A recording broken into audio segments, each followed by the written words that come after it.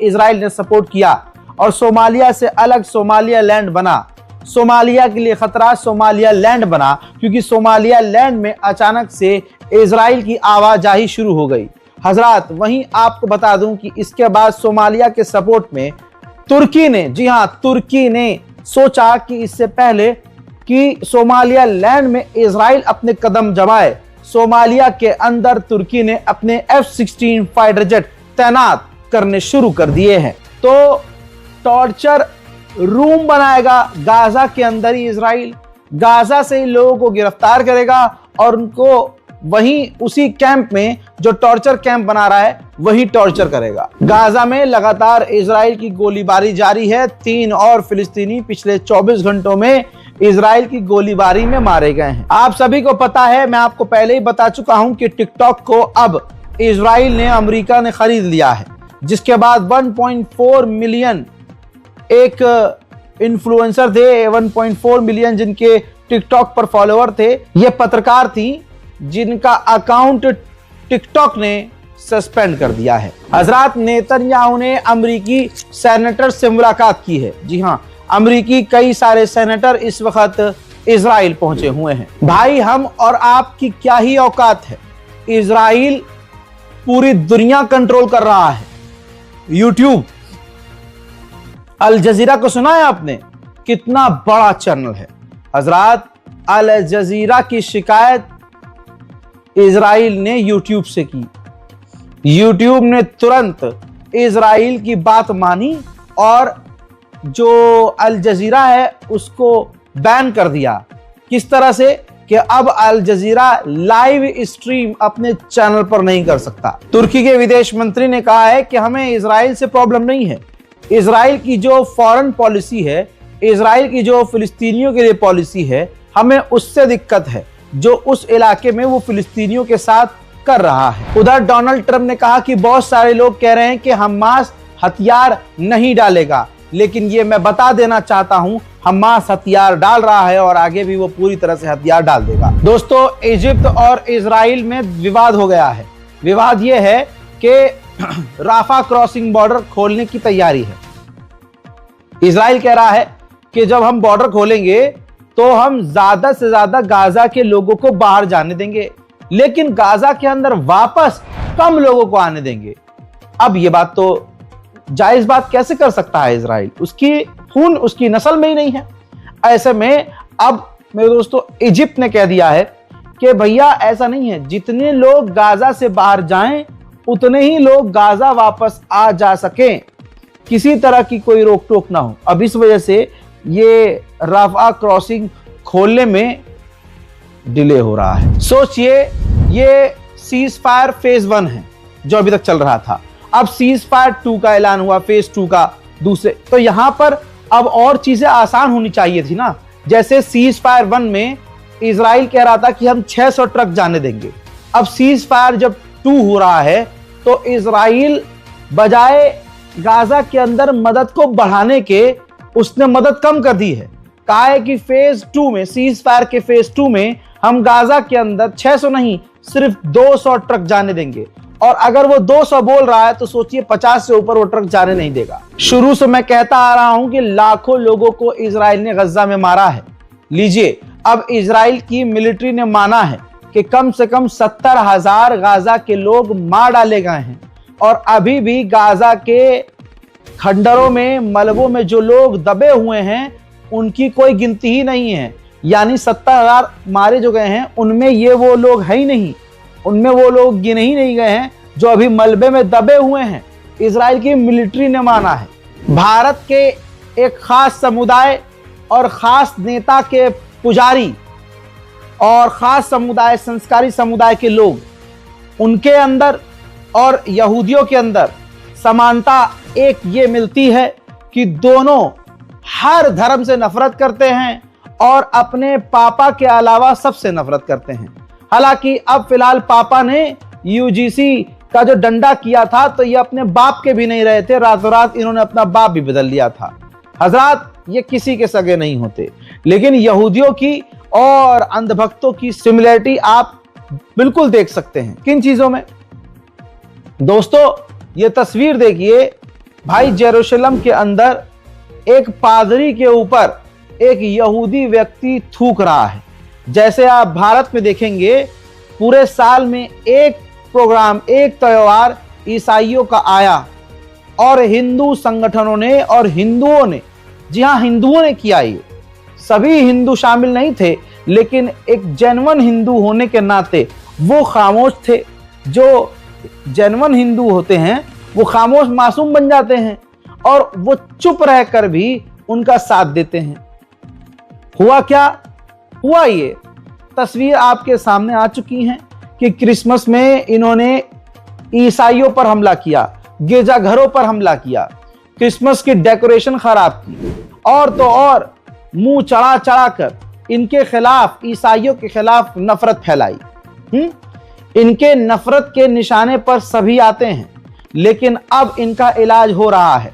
भले ही UGC bill रोक दिया गया है, बिल लागू नहीं हुआ है, मोदी सरकार को झटका लगा है।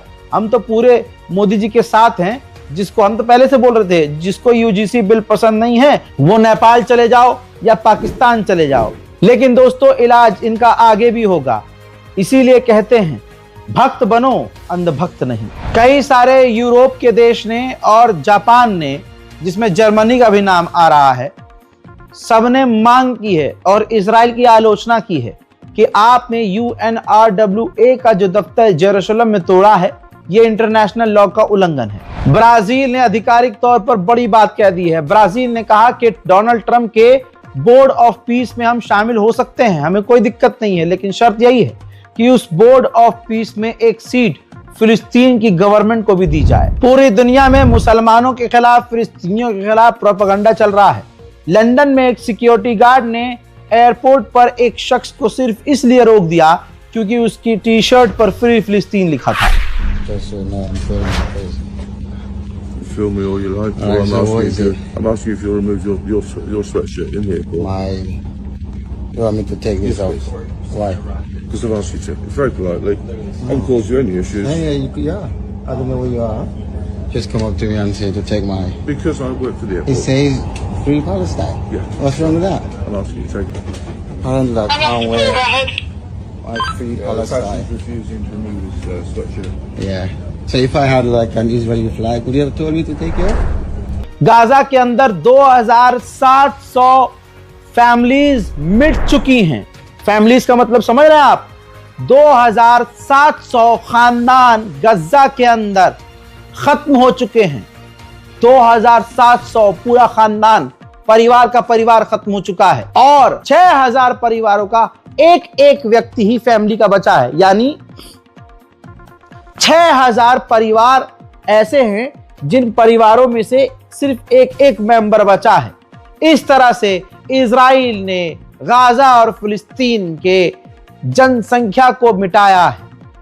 नफरत जैसे हमारे यहां पढ़ाई जा रही है आरएसएस के द्वारा, मोदी जी के द्वारा, योगी जी के द्वारा, है हेमंत के द्वारा, बीजेपी का नेता, उसने तो यह तक कह दिया, गंदा मुंह गंदी शक्ल गंदी बात, जहरीला मुंह जहरीली आंख, जहरीला मुंह जहरीली बातें। हजरत हेमंत बिस्वा ने तो यह कह दिया कि मुल्लों को हम परेशान करेंगे। हाँ, अगर वो 5 रुपए मांगते हैं तो उसे 4 रुपया दो। सोचिए, किसी इलाके का सीएम अगर ऐसी बात करेगा तो फिर उस स्टेट में मुसलमानों के खिलाफ दूसरे समुदाय और दूसरे धर्म के लोग कितने खौफनाक हो जाएंगे। और ये हेमंत बिस्वा कर रहा है। हजरत, अब बताना चाहता हूं, इजराइल के ही नक्शे कदम पे तो ये लोग चल रहे हैं। इजराइल के स्कूल के अंदर एक प्रोफेसर का बर्थडे था, तो उसका बर्थडे सेलिब्रेट करते हुए नारे लगा रहे हैं student, may your village burn, फिलिस्तीनियों के मकान जल जाएं और गाजा पर हमला जारी रखो, गाजा को मिटा दो। ऐसे नारे अरब के खिलाफ लगाए जा रहे हैं।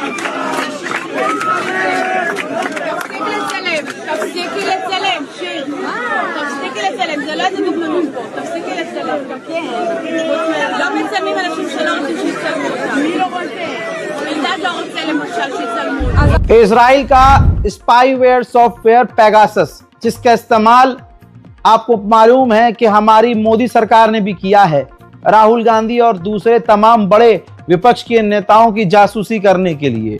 यह सॉफ्टवेयर दुनिया भर में इस्तेमाल किया गया है सरकारों के द्वारा। अब स्पेन ने जो केस किया है इसी इजराइल के ऊपर पेगासस के चक्कर में, तो स्पेन ने इजराइल से कहा है कि इस केस की जांच के लिए आप कोऑपरेट कीजिए, लेकिन इजराइल ने साफ इनकार कर दिया है, हमारा इस केस से कोई लेना देना नहीं है और हम कोई कोऑपरेट नहीं करेंगे। हज़ात जर्मनी का एक पुलिस वाला फिलिस्तीन के समर्थन में हो रही रैली के पास जाता है और लोगों से कहता है फ्रॉम रिवर टू सी फलस्तीन विल बी फ्री। मत कहना, अगर ये कहोगे तो तुम्हें गिरफ्तार कर लेंगे। यानी एक लाइन कहने से अब दुनिया में गिरफ्तारी भी हो जाती है। हालांकि यहाँ मोदी जी का जलवा हम देख चुके हैं, यानी तालिबान को आतंकवादी कहने वाला योगी, आज योगी की ही सरकार तालिबान से हाथ मिला रही है। तो थूक कर चाटा तो योगी सरकार ने। अपने हिसाब से वो कुछ भी कर सकते हैं, अपने हिसाब से जो मर्जी करें वो सही है ना। अब आप ये देखिए, ये देखिए।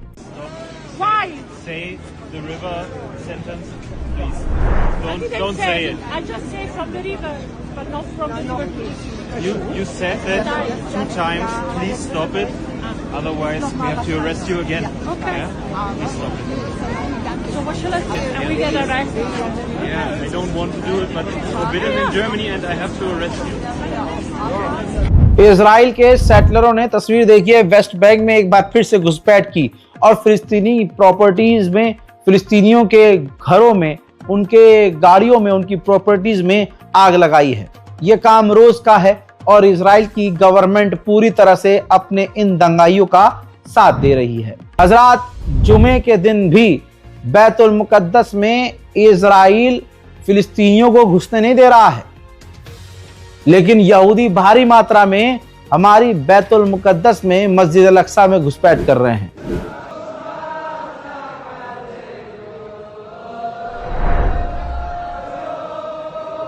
वहीं वेस्ट बैंक के इलाके से 300 से ज्यादा फिलिस्तीनियों को एक बार फिर से इजराइल ने गिरफ्तार किया है। उधर इराक के अंदर एक नए प्रधानमंत्री चुनने वाले हैं।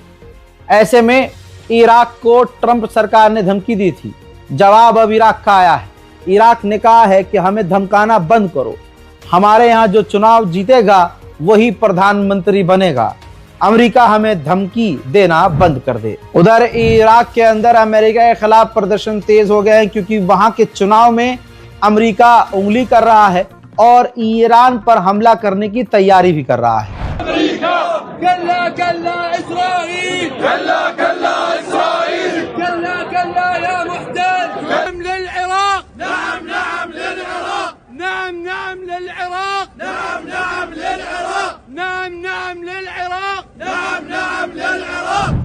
इराक के कुर्दिस्तान के इलाके में अल अरबिया, अरब चैनल, अल जजीरा, ऐसे कई सारे अरब चैनल को बैन कर दिया गया है। उनका कहना यह है कि ये कुर्द के खिलाफ, कुर्दिश लोगों के खिलाफ नफरत फैला रहे हैं। यूएन के अंदर इजराइल ने स्पीच दी और हुथीस का झंडा दिखाया, जिस पर लिखा था death to America, death to Israel, यानी इजराइल को हुथीस का भी खौफ है।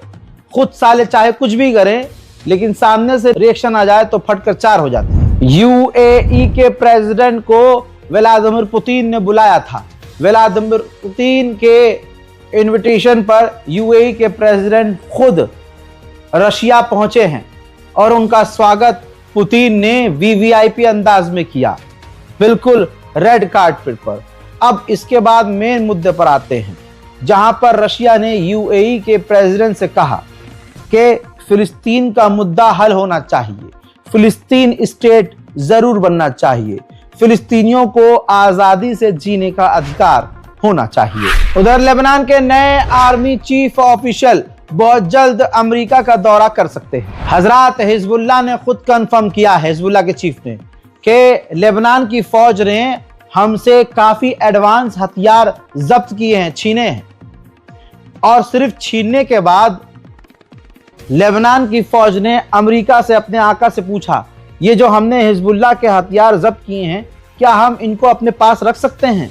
तो अमेरिका ने कह दिया कि नहीं, आप अपने पास मत रखिए, इसको डिस्ट्रॉय कर दीजिए, तबाह कर दीजिए। यानी ये बात क्लियर है कि अमेरिका ये तो चाहता ही है कि हिजबुल्लाह खत्म हो जाए, लेकिन ये भी नहीं चाहता कि लेबनान की फौज ताकतवर और उसके पास हथियार। उधर कतर ने हिजबुल्लाह के विरोध में लेबनान की फौज को आर्मी व्हीकल, जी हां, जो फौज की गाड़ियां हैं बख्तरबंद, वो सौंपी है। उधर हजरात सीरिया के अंदर इजराइल ने और भी बमबारियां की हैं, जिनमें कई लोगों की मौत की आशंका बताई जा रही है। इस हमले से एक दिन पहले ही जोलानी खुद रशिया पहुंचे थे और पुतिन से मुलाकात करके आए थे। उसके बावजूद इजराइल लगातार सीरिया पर हमले कर रहा है। हजरात, मिडिल ईस्ट स्पेशल रिपोर्ट पे इतना ही।